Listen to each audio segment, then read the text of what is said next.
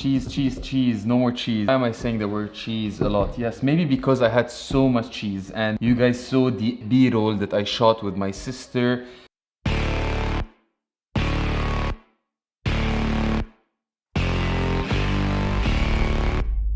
So the cheese board idea was completely something that I came up with by myself. I think you were gonna talk about our cheese board by yourself. Can you move? Yeah. Just move. Oh wow. Yes. You just like took my whole... Well, I was there shooting the video. Might as well talk about it. You're actually in the center now. I'm like side. I feel... Let's see. Oh. No, I'm comfortable. Oh. What were you talking about? So I was saying that I shot this video with my lovely sister here and she came up with the entire idea. Now I think it's better. Yeah, I did not come up with the idea at all. Now that you're here, I was thinking maybe I could ask you a few questions about the shoot. Let's go for it. First of all, how did this happen? How did the creative thing come apart? So we started thinking about... We started brainstorming, trying to get some ideas. What can we do? We started checking a lot of videos, you guys. So the videos she's referring to are B-rolls from Daniel Schiffer, Peter McKinnon, Peter Lind, whatever he's Swedish. I can't pronounce his family name ever. We started thinking about something that we do in the kitchen and that can have a lot of steps to do and wouldn't take that much effort. Like we're not gonna bake a cake. Oh, I probably don't know how to bake a cake. I have no idea how to bake a cake. You're basically, what you're saying is, the way we came up with the idea of a cheese board is we wanted to be as practical as possible while at the same time having a story to build, right? Exactly. We know what's the difference in shooting a B-roll sequence than shooting anything else? So it was harder than we thought. We had the idea, but getting every single item and shooting it was harder than we thought because there had to be a link between the elements. At the same time, we wanted to always be creative, but there was a fine line between creativity and then pushing it to something that didn't make sense. And we didn't want to make it like super unrealistic. We wanted it to be realistic but creative at the same time. And yes, I agree. Something that happens quite often when shooting B-roll is we got really dragged in stuff that are not realistic because we were trying to get, I'm gonna show you now, the shots to synchronize together. So first shot to move to the second shot. And what we did is there was a cheese that was round, right? Yeah. And we said, okay, so we'll just flip it, like let it roll. Yeah. And then she would grab it, raise her hand, and then the next shot would be another cheese from up to down. Yeah. But when we came to editing, it didn't make sense. Who would ever like put a cheese like this? You know? So yes, one thing that usually happens while shooting B-rolls is you can't really plan the entire sequence early on. You could plan the first couple of shots and maybe think of the ending, but you really don't know what you're gonna do until you really set up everything. Yes. And one thing that's hard is food. Food is quite hard because it gets messy, it changes shape. So sometimes you don't end up getting what you really had anticipated at the beginning. Just to put things into perspective, this B-roll of 30 seconds had, you know how many shots? Yeah, you know. No, I have no idea. 182 takes for a 30-second B-roll. I was there. Yeah, but for every one of them. Yeah, but I had to edit them. I had to like open 182 shots, look at them, and... Well, what? That's your problem. Oh, great. Do you get annoyed when you're asked to do multiple, like to keep doing the same shot over and over and over? So I'll tell you what actually happened. Yeah. The thing is, one shot took us to another idea, So somehow we were, yes, taking the same shot, but differently, which was fun because we kept on getting new ideas for the shot. One idea led to another, but it was the same element, but it was fun.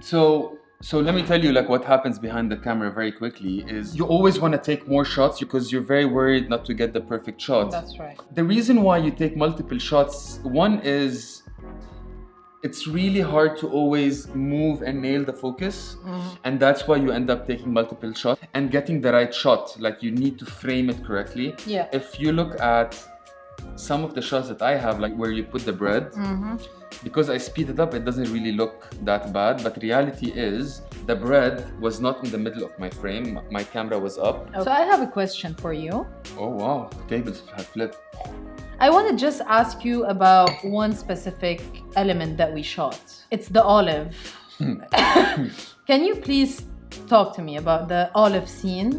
So, very good question. So for everyone that's watching this, there's no olive in the sequence. And if you look at the board in the end, like the cheese board, there's olives on the side. And we spent a lot of time actually shooting the olive. And then when I see the video, I don't see the olive scene. Because what happened? Olives are really hard to shoot. What happened? I mean, I spent... All right, guys, watch this. Just watch this in slow-mo. This was the idea. We had this amazing idea in our head that the toothpick's gonna come in, like gonna drop it's gonna what? Drool? I don't know what you say. Alright, just one more thing before I start taking you through behind the scenes. I just want to play the clip one more time. Have a look at it, and then we'll break it down as we go. Enjoy, you guys. Who told you do that? I see them doing this all the time. Yeah, also, there's a way to do it. Like. What? So it's like a vortex. It's like. No, there's no rules for this. Look, you can do. Let's go. Yeah, but there's no. It's like that. Guys, have a look.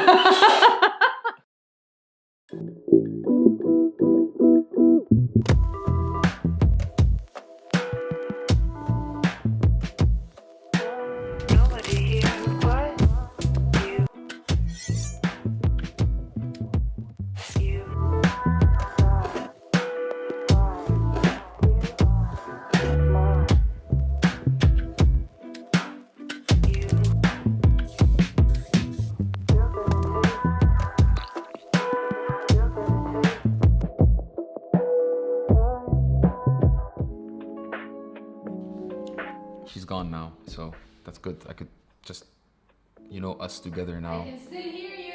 Oh, I'm gonna be using a 24mm lens. So I have a backlight. I've got this key light over here. I'm shooting at 120 frames per second because I'm gonna slow-mo the shit out of it. I shouldn't have said shit, but the shit out of it. What we're gonna do now is flip the camera while she holds it from one hand, and then she catches it later without the bag. And the way I'm holding the camera is I'm holding it downward, then I'll flip with it this way. Go. Right. Again. Go.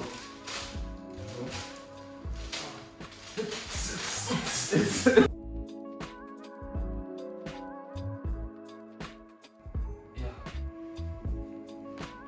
برافو حلوة.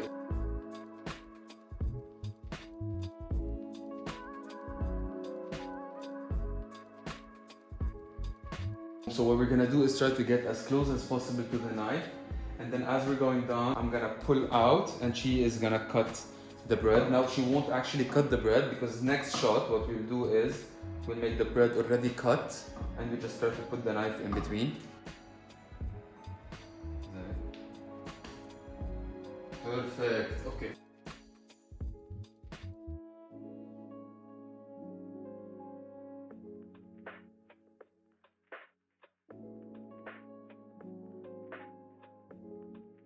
Shot of the crackers now. We're trying to put some like breadcrumbs on it, so when we crack the cracker, there would be like some breadcrumbs coming over the camera.